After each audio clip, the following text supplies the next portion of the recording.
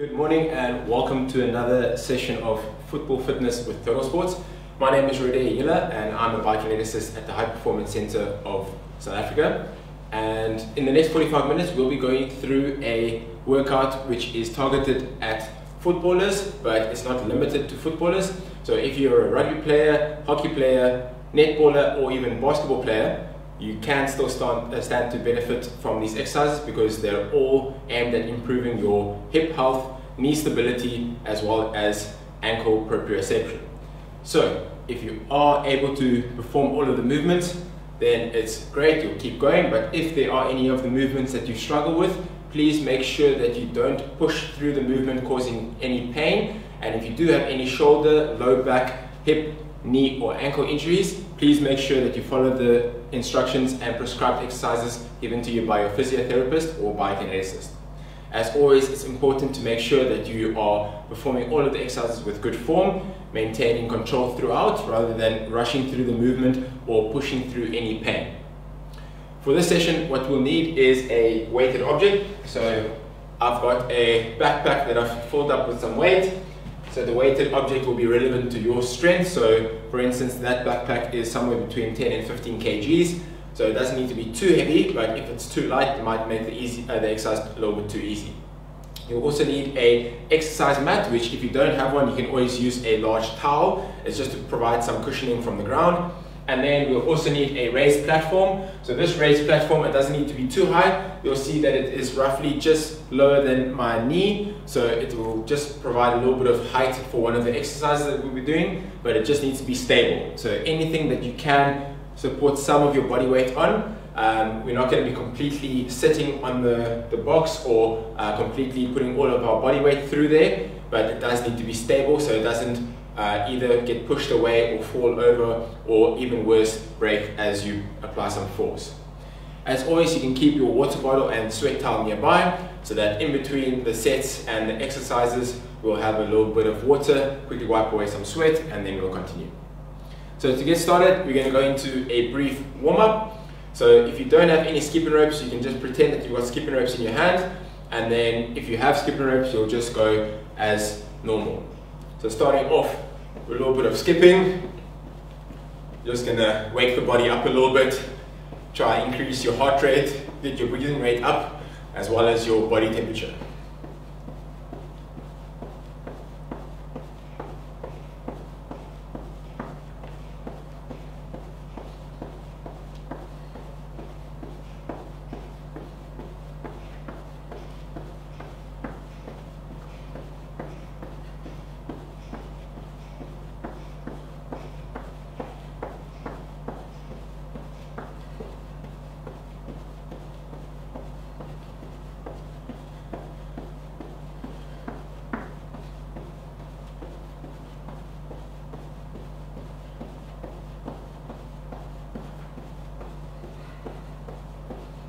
Almost there.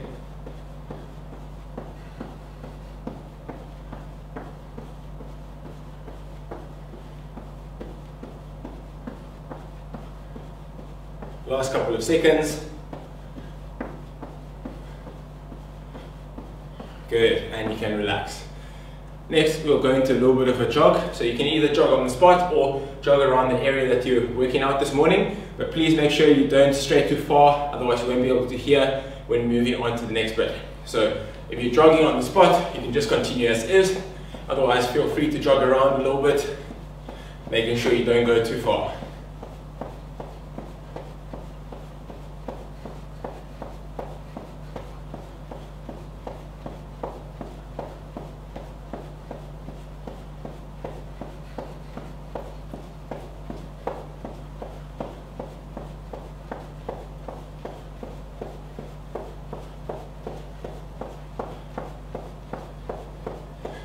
From here, we will turn into the next one, which is butt kicks.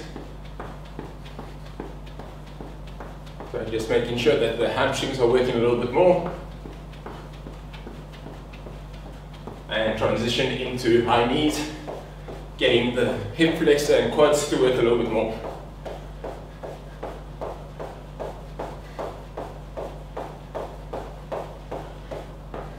Good. Right, so heart rate should be up a little bit. You should feel that your body temperature is increased and your breathing rate will also be up a little bit. We're going to continue with some dynamic stretches. So starting off with leg swings, you can hold on to an object if you need help with balance. Otherwise, you can always just use your hands for the counterbalance. What we're doing is swinging forward and back for 10 good swings. So it's all the way up, all the way back, making sure that you do feel the hip flexor and quads as well as the hamstrings when you're going backwards and forwards respectively. Once you finish your 10, you'll go over to the other side or just change over and you can hold on again if you need to.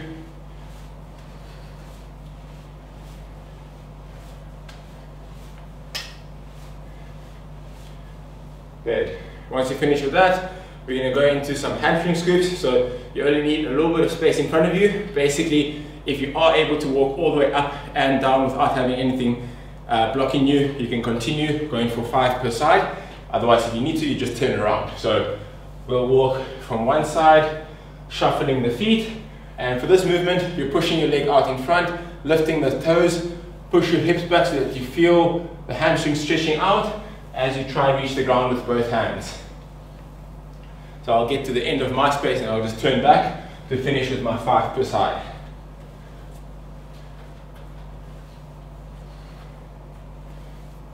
Good.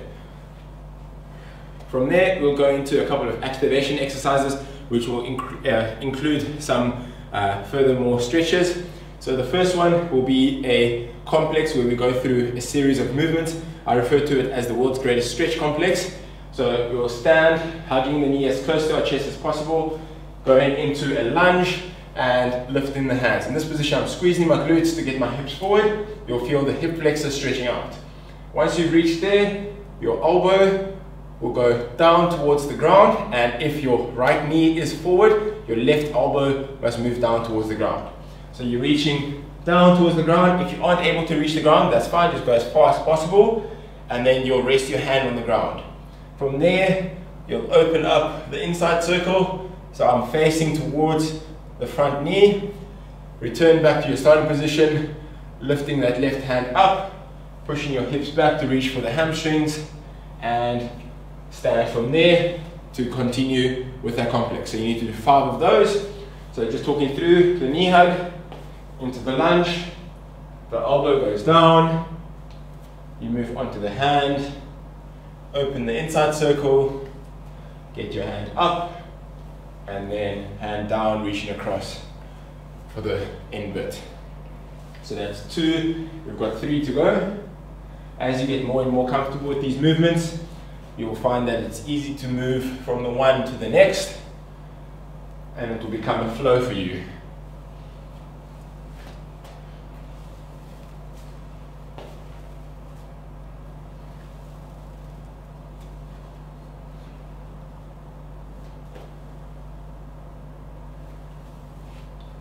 So I've got one more on this side.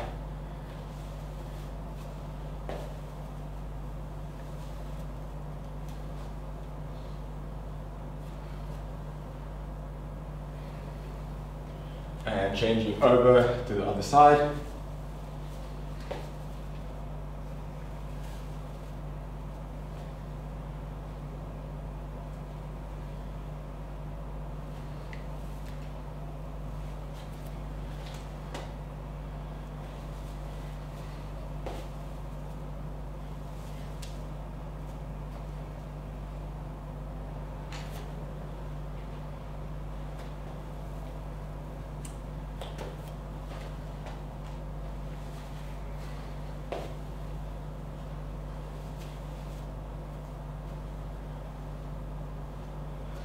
So that's number 4. I've got one more after this, and then we'll move into the next one.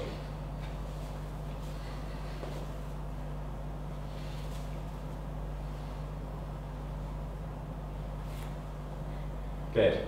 So once you finish your 5, you'll lay flat on your back, and the next bit is a hamstring extender complex, where we're looking to just get into the hamstrings a little bit more. What you'll do is we'll relax one leg so it's completely straight, hold behind the other leg, and you're trying to bring it as close to your chest as possible. From here, I will slowly extend my leg, so you're trying to straighten your leg as much as possible. Don't be afraid if you're not getting all the way straight. With your thigh being hugged as close to your chest, it's going to be very difficult to get your legs straight. So you're just trying to get into the furthest range possible. So once you've done 5 slow extensions, we'll continue with a little bit more speed. So it's a rapid extension for another 5 repetitions. Once you finish with that, you'll straighten your leg, continue with a similar tempo, moving as far as you can. Once again, 5 repetitions. Once you finish with that, we'll switch over to the other side, starting off with a slow extension again. So your knee is as close to your chest as possible. Starting off slowly, going through your full range. And then you're going into the rapid speeds where you should still reach this full range. And then lastly, your straight leg.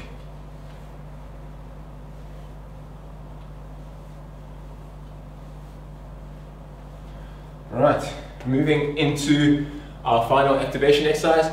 We are still continuing with reaching your full ranges. So starting off with your feet much wider than shoulder width apart. We're dropping the hips backwards. You can open up the toes so it points towards the ceiling, but keep this leg straight so it's in line with your knee at all times. You move your hips backwards and you should feel that your quad starts taking the weight. To get back to your starting position, you're pushing through your heel to get your glutes to work. So we'll do 5 on the one side, and then we'll change over to 5 on the other side.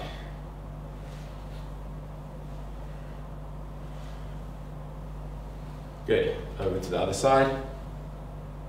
Always keep your chest open so your shoulders should be back. You're looking straight ahead of you rather than looking down towards the ground. Good, so that concludes our activation bit. We're going to continue with the warm-up, so moving into our mobility bit now. So for the mobility bit, we'll start off with our knees bent, feet just wider than shoulder width apart, allowing for a little bit of space for your legs to drop off to the side. What we'll do is we'll keep our hands away from the back. So for those of you that joined us before for the previous weeks, we've done a progression towards this part. So we started off just dropping the legs. Now what we'll do is as we drop the legs, instead of rotating through the keyhole, we're going to try and lift our hips upwards. And if you do need help, you can always push off with that bottom hand. So we'll go from one side to the next 5 times per side. You're trying to stabilize around the pelvis. So it's one flowing movement up, driving your hips forward, and then over to the other side. And you're moving for 5 per side.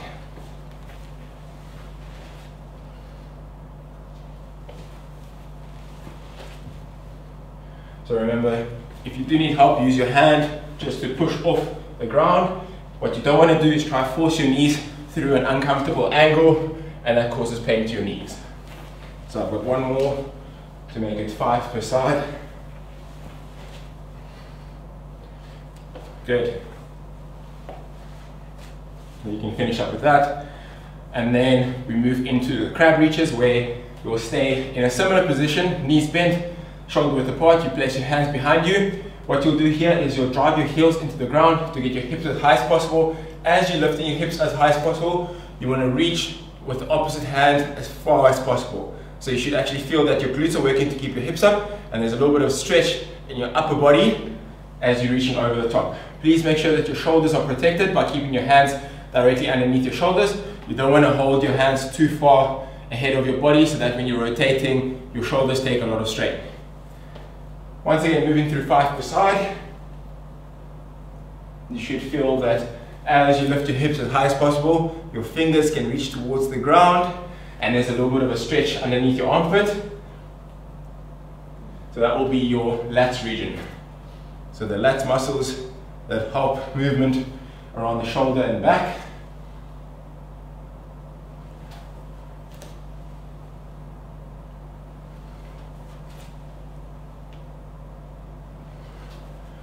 One more per side.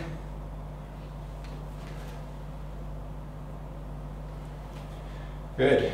And moving into our final bit of the mobility block. So the last one, just focusing on your hip and ankle mobility. It's the frog squat, where we'll incorporate a rotation if possible. So the rotation will help with your thoracic mobility. And I say if possible because some people will find that the squat portion is already locking them up quite a bit. So what you'll do is you'll assume your deep squat position. What that means is that if you need to, you place your toes pointing outwards. Remember, the golden rule about squatting is not that your toes and knees have to point forward, it's that your toes and knees have to follow the same line. So if my toes are pointing outwards, my knees must follow that line moving outwards. I can't have my toes pointing outwards while my knees fall inside to go straight. So either my toes are pointing straight, whereby my knees will point straight, or toes are outwards, knees are outwards. So it's the one or the other, no combination between the two.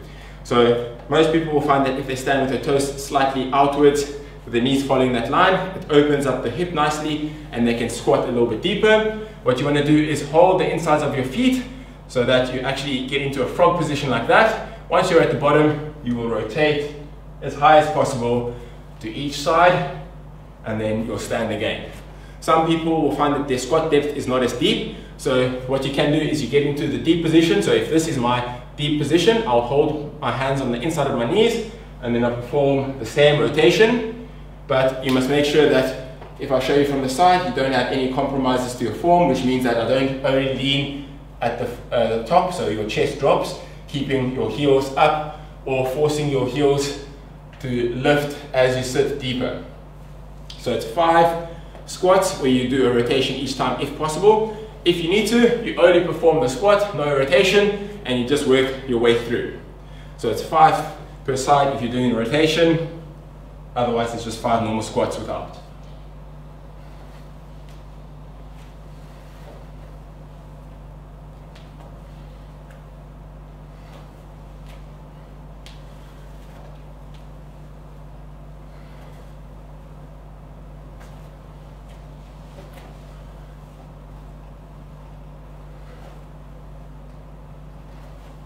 So I've got one more.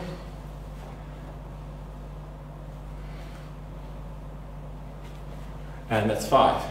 Right, so now that we've done our activation and mobility bit, we'll move into the first bit, which involves 3 sets, and that will be your stability block. So with these movements, they're generally better when performed slowly, so the slower the better, and it's always important to maintain good form rather than rushing through from your start to your finish position. The first exercise we will do is an exercise on one leg, so if balance is an issue for you, feel free to put your toes down. It will help you keep balance while still moving your hips correctly. So what you'll do is you'll stand on one leg, you're going to extend the leg behind you, pushing through your heel, not aiming with your toes. And as I push my hips backwards, my hands also move forward, so your fingertips are reaching as far forward as possible. What you should ideally see is a nice straight line between your fingertips through your hips all the way into your ankles, and it's a controlled movement led by your hips. So to show you from the side, what you're doing is pushing your hips backwards as you lead your heels back, and then your hands go forward, drive your hips forward to stand up. So hopefully you saw a nice straight line with my leg. I obviously can't see as I'm moving through, but ideally it's a straight line all the way through, and you're using your hips to drive backwards and forwards. Like I said, put your toes down if you need help with balance, and you can still work through your hips. As you see, it's the hips that must move backwards and then forwards. So what you'll do is 5 per side, take a slow tempo all the way out and back in.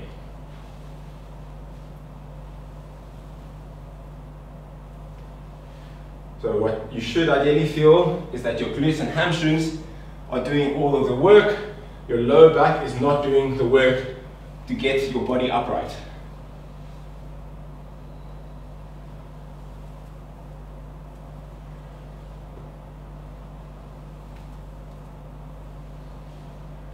Going over to the other side, done my 5. You'll also note that there's a slight bending in my knee for the standing leg. That is to help make sure that your hamstrings are doing the work. You don't want to lock your knee in that position. So if you lock your knee, you'll find that there's a lot of weight going through the hamstrings, and if your hamstrings aren't strong enough, it's going to start either hurting or you're going to start loading your lower back instead, and that's not what you want.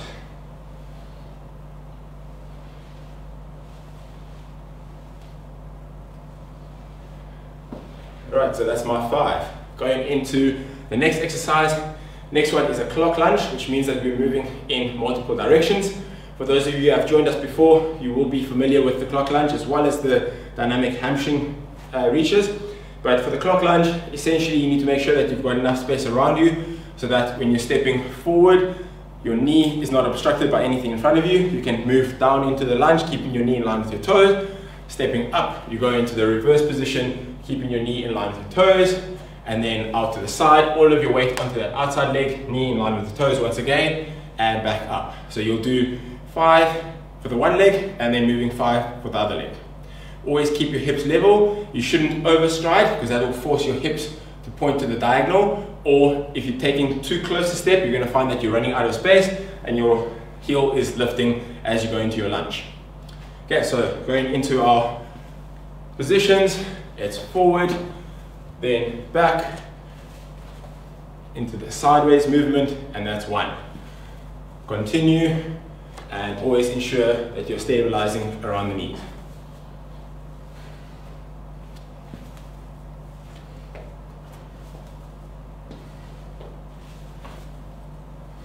Okay, so that's 3.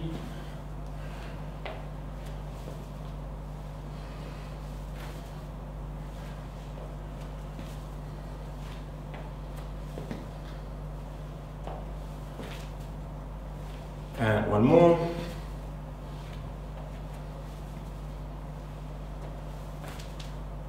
Good, straight away over to the other side.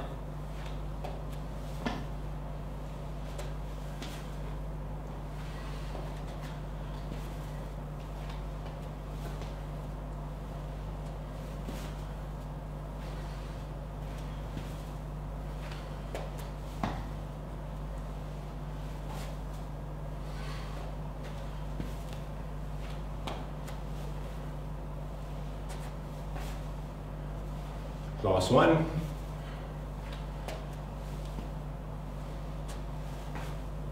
Well done. Good. So after that, we'll go into our third and final exercise of the stability block, and then we repeat. So the third exercise, what you'll be doing is a single leg sit to stand, where the idea is to touch the raised platform and then stand again without completely relaxing. So right now you can see that I'm completely relaxed. What you don't want to do is completely relax, take a break, and then try stand. You should always try to keep the tension on your legs. So if possible, you're performing this with one leg, so the knee always stays in line with the toes. Keep your heel close enough to your body so that you can stand up without swinging your hands or swinging the leg. It's a slow and controlled movement, all the way up and all the way down. If you need help with this, what you can do is 2 feet to stand, reposition your feet, and then one leg slowly on the way down. Ideally, you're able to touch and go rather than resting at the bottom. So what I mean by that is, if I show you with one leg again, it's all the way up, I get down to the bottom, I make contact, and I stand again. So you're not resting at the bottom, you keep working through all 5 repetitions on both sides. Right, so getting ready. Remember, 2 feet up, 1 foot down if you need to, and try touch and go. Always keep your knee in line with your toes so that you've got good stability in the knee and you're not forcing the knee to work through uncomfortable angles.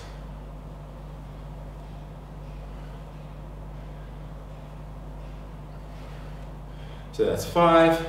I return to the bottom, switch over.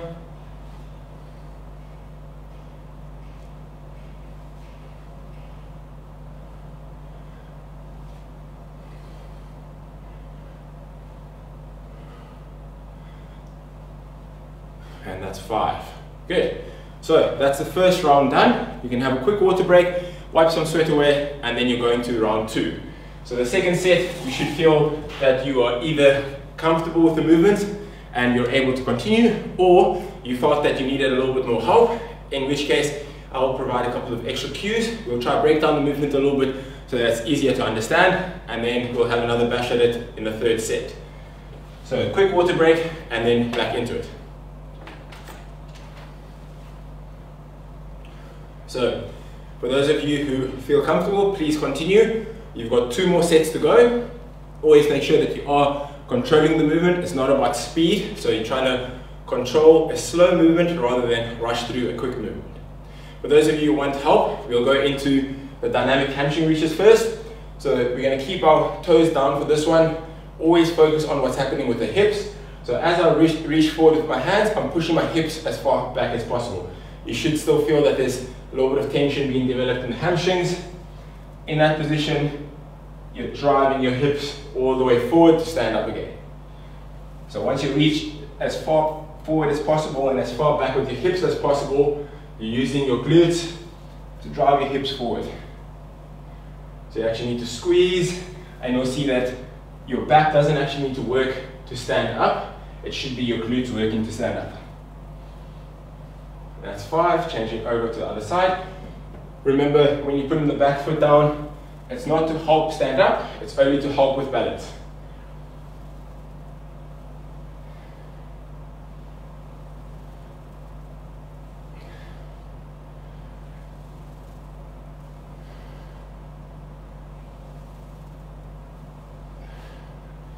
And that's 5.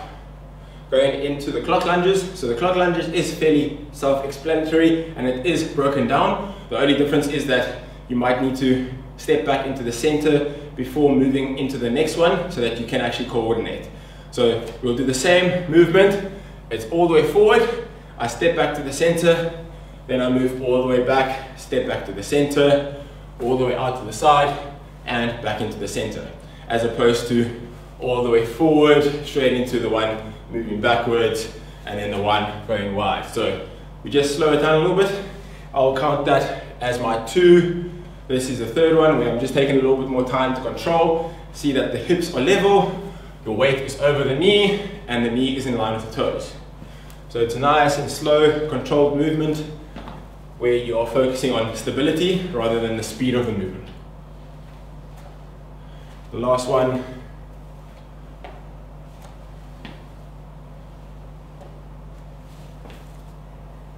And straight over to the other side where I switch my legs.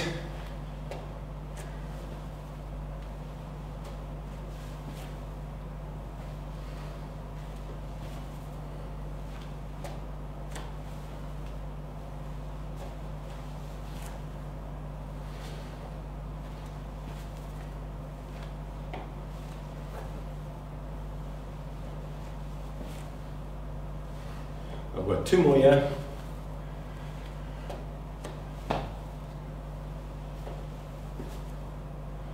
And the final one.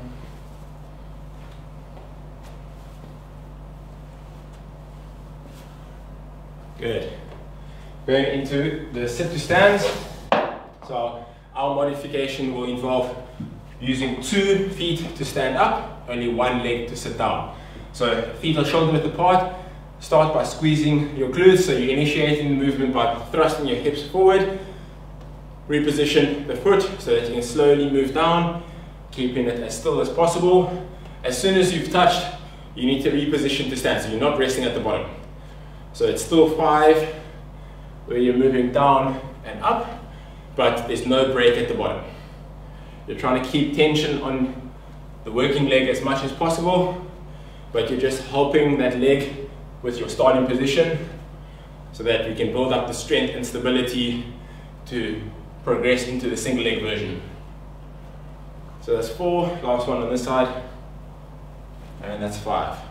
Straight away moving on to the left.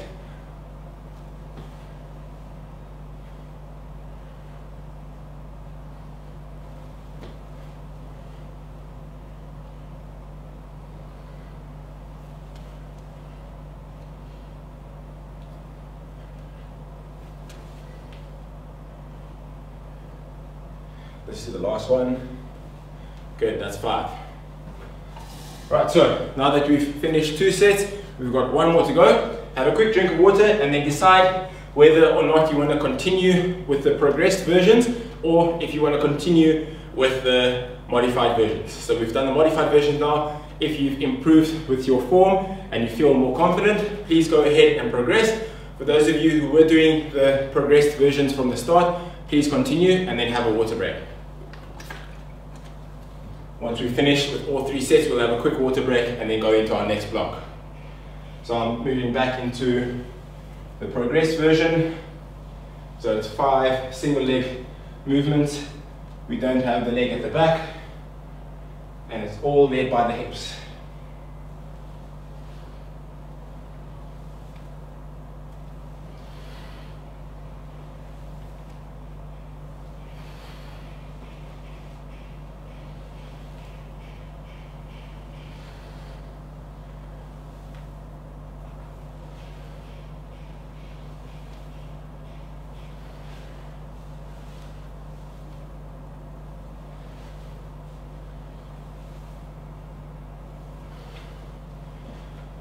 Once you finish with your dynamic hamstring reaches, you'll go into your clock lunges. And if you can, you're performing it in a sweeping movement, so it's from one straight into the next.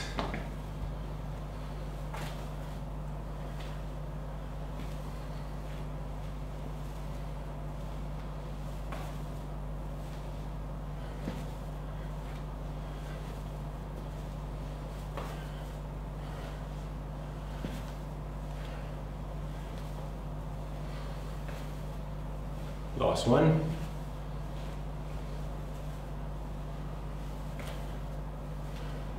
Swapping over straight away.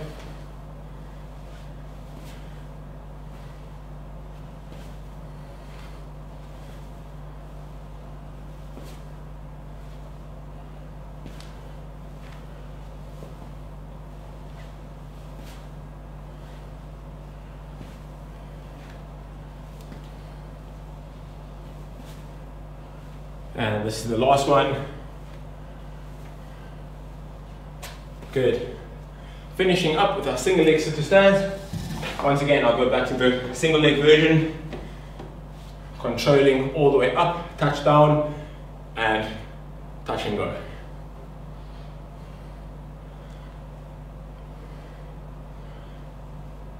Careful that you don't rush through this movement now.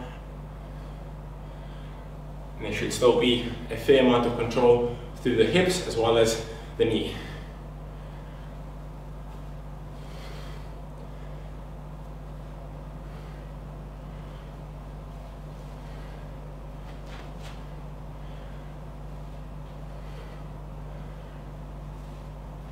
All right, have a quick water break and then we'll move into our final block, which is the strength component.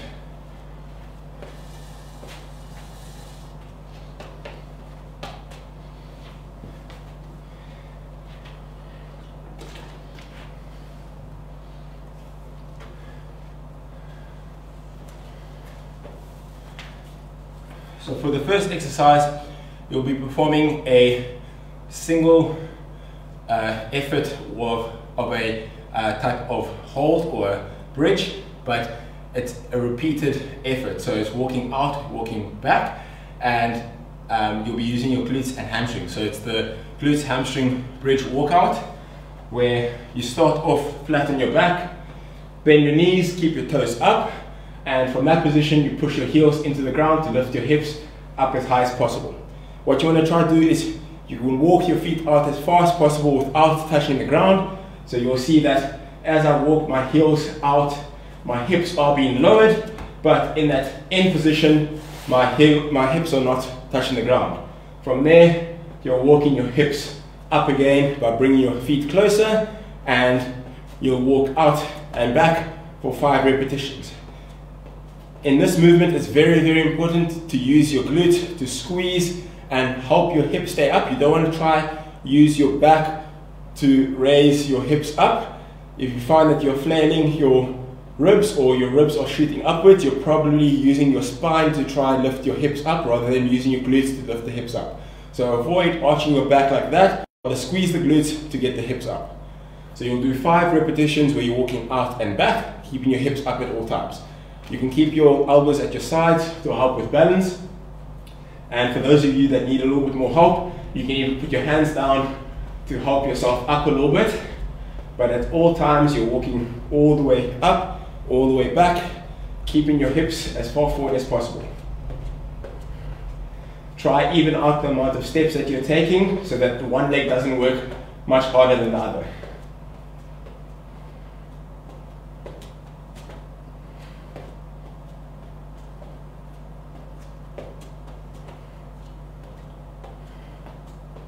Good, so that was 5. From there, we'll move into a single arm thruster where I'll grab my weighted object. The idea of this movement will be to sit as deep as possible, so we're doing a squat, and then as we're standing, we're pressing with a single arm. You can try punch the ceiling, so you actually need to explode upwards using your lower body to help provide power for the upper body press. So it's down as low as possible and then up. If you end up on your toes, that's perfect because you are trying to explode upwards, so you do want triple extension, which means your hips, knees and ankles are all working together to drive upwards.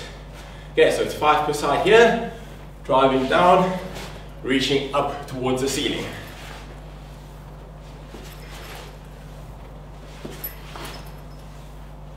And that's 5, changing over.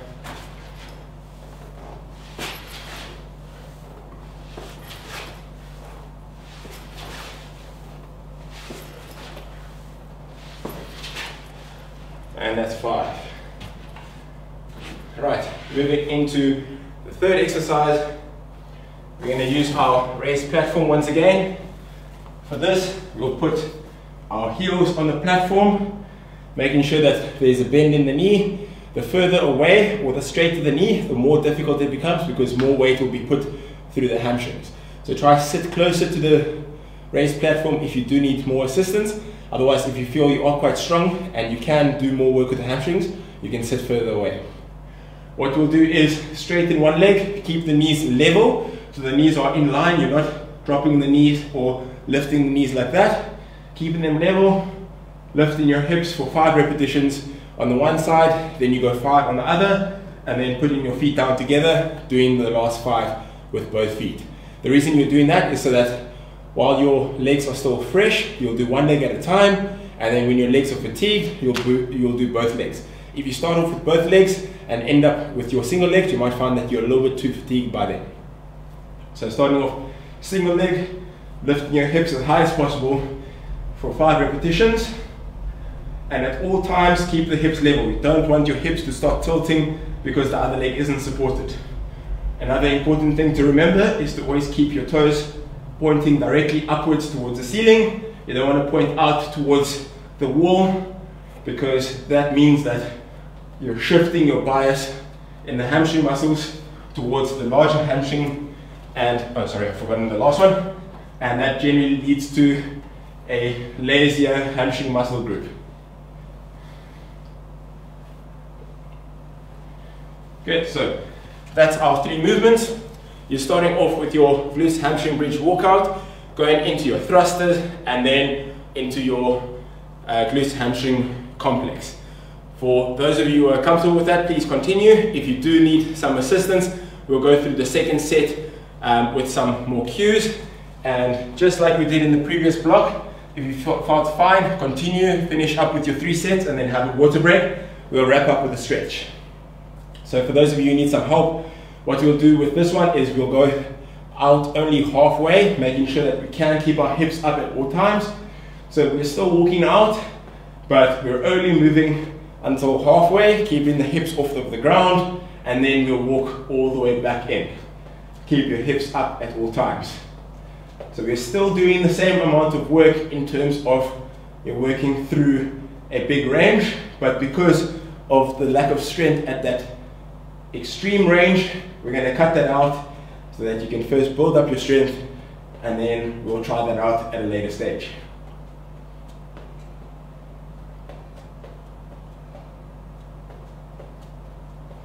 So that's number 4, and this is number 5.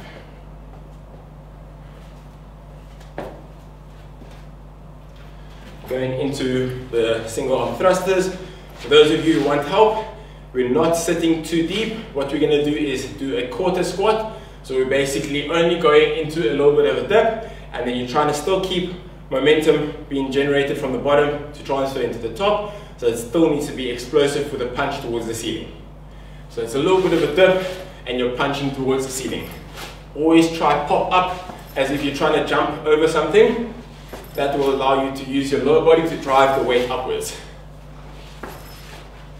So that's 5, moving over to the other side.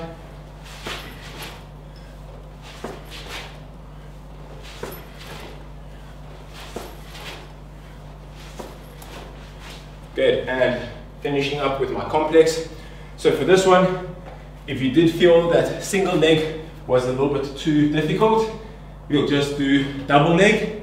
And for this reason, we're going to aim for 15, but if once again it's still a little bit too much, we'll only go to 10. So it's double leg movement, and we're going to 10 or 15. 15 if you are strong enough, 10 if you feel that you're not strong enough yet. So driving through the hips, getting your glutes involved to drive the hips as high as possible.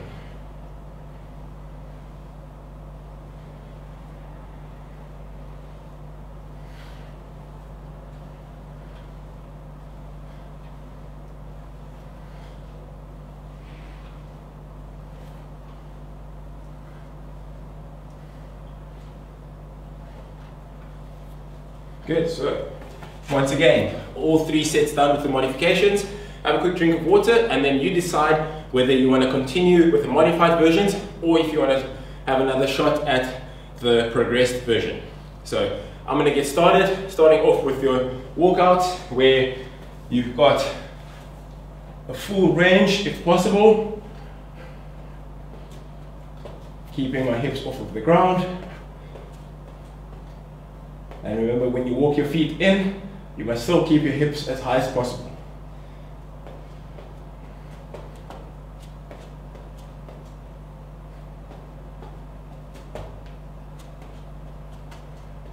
So that's 3, I've got 2 more.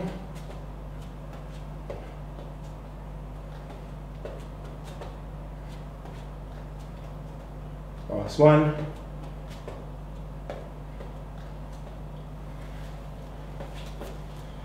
Going into the single arm thrusters again, this time going into the full depth.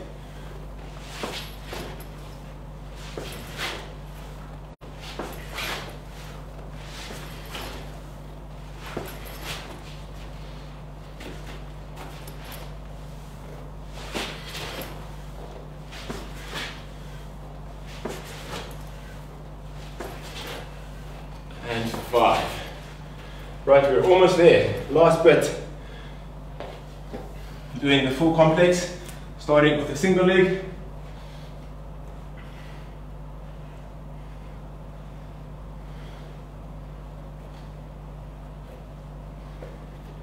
Over to the other side.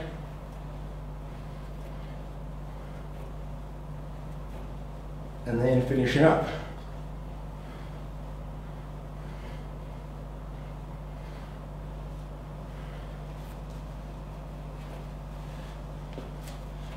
Well done. Have a quick drink of water, wipe some sweat away, and then we'll go into a little bit of a stretch to wrap up. So for those of you who did feel that some of the exercises that we've previously done in the previous sessions are getting easier, that's a good sign. That means that you are getting used to the movement. And if this is the first time that you're doing these movements, don't feel worried. It is something that your body has to get used to. You also have to start improving with the coordination, so it does take time. For those of you who have done the previous classes and you find that it's still difficult, don't worry. It might take you a little bit longer to learn the movement, but after a while, it will get a lot easier. So what we'll do now is a little bit of a stretch. We're going to start off in a half kneeling position, meaning one leg is forward, the other leg is underneath you, so you ideally should be directly over that knee. Other leg is bent, and we're reaching for the ceiling as we're squeezing the glutes to get the hips forward. You'll feel that your hip flexor will stretch out a little bit more, as well as your lats. And in this position, just take nice deep breaths in and out.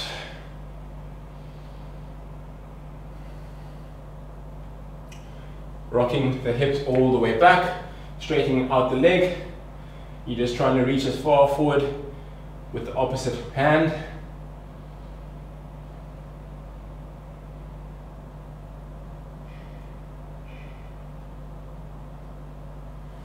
And then going into the half kneeling position once again. Reaching up with your hands, squeezing the glutes.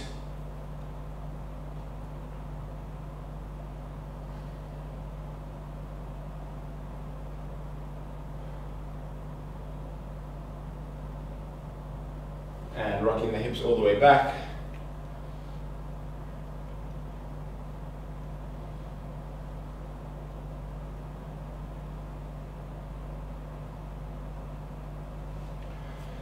From there, we'll remain half kneeling. We'll just drop the leg out to the side, push your hips backwards, and you can relax in that tripod position.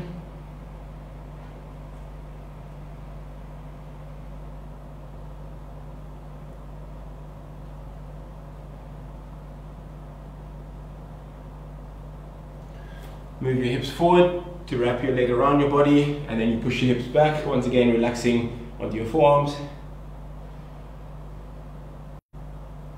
Rather squeeze the glutes to get the hips.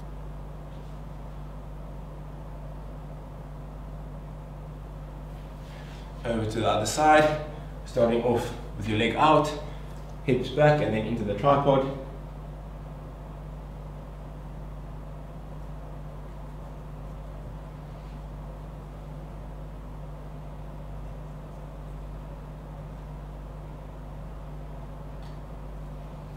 Hips forward, leg around, and then hips back.